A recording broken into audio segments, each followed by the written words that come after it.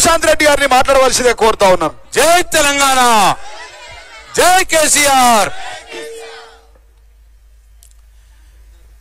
ఈరోజు కక్షపూరిత రాజకీయాల్ని దాటుకొని కుట్రపూరిత రాజకీయాల్ని కుట్రల్ని ఛేదించుకొని ఢిల్లీ నిర్బంధాన్ని బద్దలు కొట్టి మనందరి ప్రియతమ నాయకురాలు కవితమ్మ గారు మొట్టమొదటిసారిగా నిజామాబాద్కు వచ్చిన సందర్భంగా ఆమెకి మా స్వాగతం. ఈ కార్యక్రమానికి వచ్చిన మీ అందరికి కూడా హృదయపూర్వక ధన్యవాదాలు.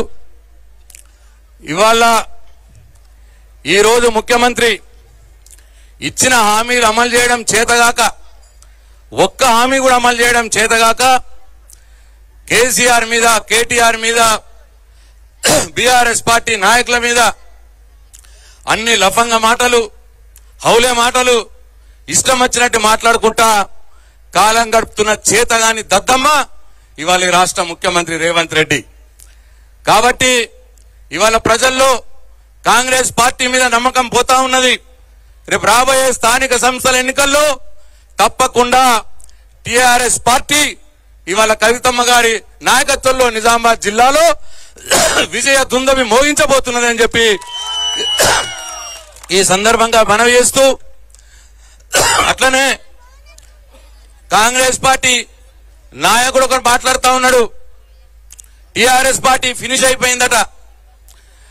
అరే టీఆర్ఎస్ పార్టీ ఫినిష్ కాదు, టీఆర్ఎస్ పార్టీ రోజు రోజుకు పెరుగుతూనే ఉన్నది.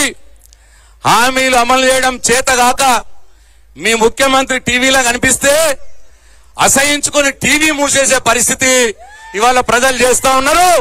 మీ కాంగ్రెస్ పార్టీ ఈ స్థానిక సంస్థ ఎన్నికల్లో ఫినిష్ అవుతుందని చెప్పి ఈ సందర్భంగా మనవి చేస్తూ, మరొకసారి మీ అందరికీ కవితమ్మ గారికి అపూర్వ స్వాగతం పలికిన మీ అందరికీ పేరు పేరున ధన్యవాదాలు తెలియజేసుకుంటూ సెలవు తీసుకుంటున్నా. జై తెలంగాణ. ఇప్పుడు సీనియర్ నాయకులు, రాజ్యసభ సభ్యులు మన సురేష్ రెడ్డి గారిని 2 నిమిషాలు మాట్లాడవలసిన కోరుతాను సార్. జై తెలంగాణ.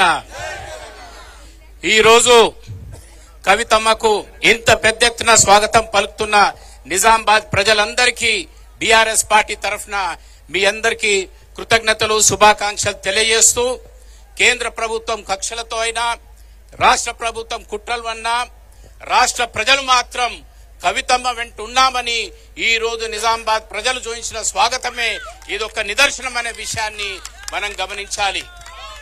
పోయిన డిసెంబర్లో కాంగ్రెస్ పార్టీ